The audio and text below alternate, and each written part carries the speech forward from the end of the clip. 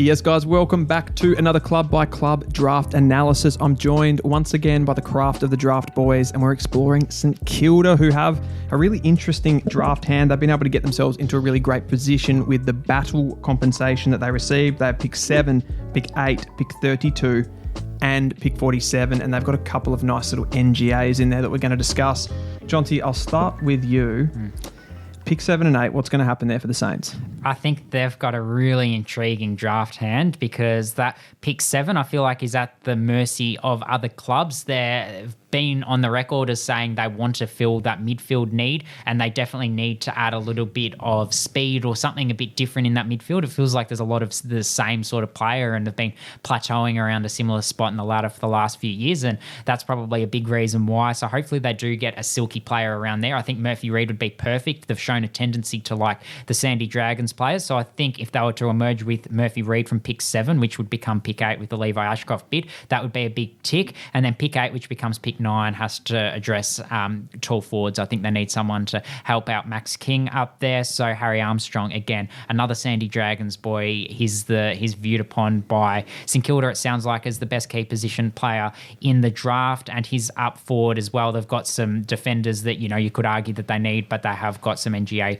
defenders, which we'll touch on in a second. So I think Murphy Reid and Harry Armstrong should be the preference at what will become pick 8 and 9 respectively. So this is interesting. I agree with a lot of the things you said there with those needs.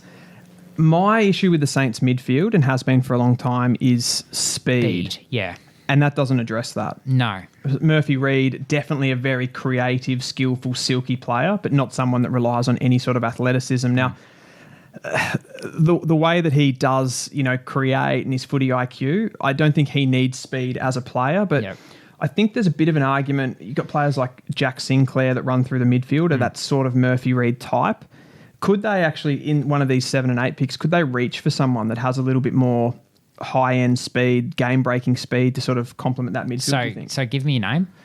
Well, the ones that would be in the line, and agreeably this would be a bit of a reach, but the ones that I sort of looked at were Taj Houghton and Bo Allen. Okay. If you thought you could sort of develop them. I mean, Bo Allen, being that he's Western Australian, do they take that extra bit of risk there? That just seems doubling down on too much. They obviously have Ollie Houghton on the list, Taj's brother, which is, I don't know, it's interesting, if anything else, but he would be that sort of combination of, you know, speed, agility and creativeness into that midfield, and a project player for sure. Yeah, he's just been a bit injury prone, unfortunately, Ollie, in recent times, a little bit like his brother, unfortunately, with the ACL. I think from my point of view, the gap between the top 10 or 11 and the rest means that that list need of speed, which I 100% agree with, is just negated a little bit. Yeah, you probably prefer if there was someone that had a little bit more of that speed that slipped, and particularly if they were an Oakley Charger, but I think the most likely to slip is Murphy Reid. And I think you just have to accept that his skill set is too far superior to some of the others that you mentioned to pass him up. If you talk to Saints fans, they're pretty big on Harvey Langford. Can we discuss him in that midfield mix? I'll throw to you, Nathan, but the only thing I'll say is he doesn't address that speed need. Is, again, too much sameness for me. Well, I'd agree, and they've just added Jack McRae to that midfield. It feels like, you know, a cycle that kind of isn't ending for them, and there's no Taj Houghton I'd kind of agree with. If you're looking at someone who you think could probably be that prototype and move as a real quick pacey mid, you'd have to choose him. And looking down this list, it's really hard, like, unless you're going to really take a punt on someone a bit lower, like a Christian Moraes, or like, which you're not doing that at that pick.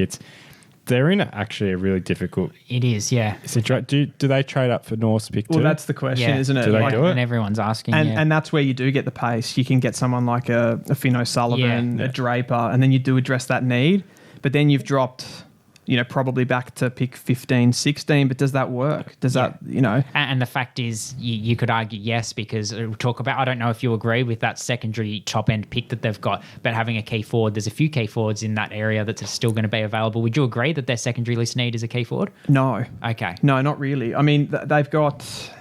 I mean, they do have a few aging ones. Membry just went to the Pies.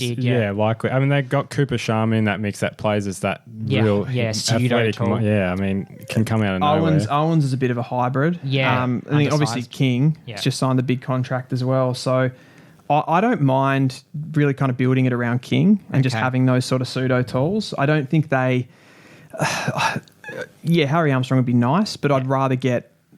I think they're a team that really relies on ball movement. If you look at the areas where they actually have most of their talent and have most of their pace, it's sort of coming off half back. You know, Nasai, Wangan and Miller are. Yeah. And they've been a team that's drafted so well in recent years. Yeah. So like Hugo Garcia, prime example. Garcia. Windhager is the tag role, things like that. I mean... Yeah, even Owens is the other NGA. Yeah. I was kind of lost my train of thought, but I'm just thinking from a forward perspective as well that I think if you're talking about Harry Armstrong, I'd almost argue a type like Jonty Ford would be a better fit, because how often do those St Kilda midfielders look in that forward line and say, okay, let's go straight to Max King? Yeah. And then Max King drops the ball goes to ground. He offers nothing. I want that second tall who's going to produce at ground 100%. level. And Jonty Ford probably fits the bill a bit better than a Harry Armstrong does at that.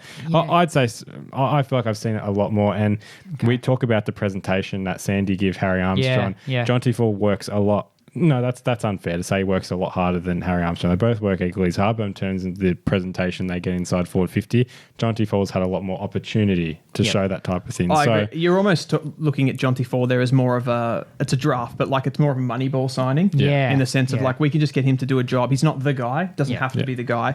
The question then becomes, could you get Fall at 32? Which... No, I don't, because 32 becomes 35, 36. Yeah, which is probably a stretch. Yeah, I don't think any of those top 4 or 5 keys are available. Then you're starting to get towards your Gabriel Stumps, your Charlie Nichols, which is that next tier down, which if you wanted to develop a player... More speculative though. Yeah, definitely. So could they trade up? Well, that's certainly the question. You talked about trading up for pick 2. Is there any other trades you'd look to make if you were a St Kilda fan? I mean, if you wanted that key position tall, if they were going for that, I think Jonty Fall, as you said, that would be the guy that you would want. The other question around that too is what they're going to do with these NGAs, because we expect them to take Adrian Cole, developing key position defender, and Lennox Hoffman, who's sort of a more like medium defender and interceptor type.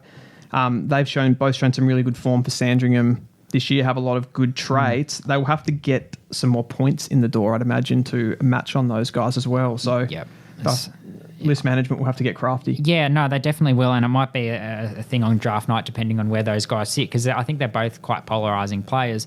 I think Adrian Cole is one that has been rated quite highly, but I've maintained all year, and it's probably a thing with St Kilda as well, is you want players that have that kicking efficiency. I know you've got some creative players off half back, but for me, he's a little bit too haphazard with ball in hand, Adrian Cole, so I'd be looking more towards Lenny Hoffman if you're only going to take one of them.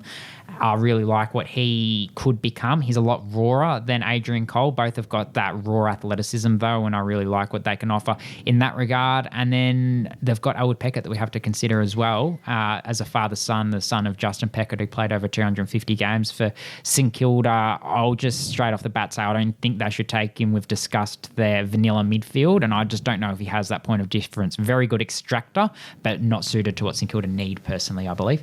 You don't think there's any possibility they take Adrian Cole at 32 and Lenny Hoffman at 47? Well, that's a different way of looking at it, yeah.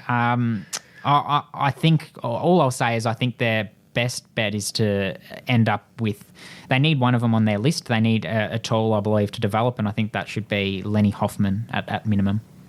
I'm just trying to look. I'm wondering what they have into next year's draft. Yeah. What they're sitting with, because I think that's a big deal too for what they can do on draft night as far as live trading to get the points. But definitely an interesting time here for St Kilda. Yeah. I think we've covered pretty much everything from them. Yeah. That is a wrap for this video, guys. Another club by club analysis done, and we'll see you guys next time.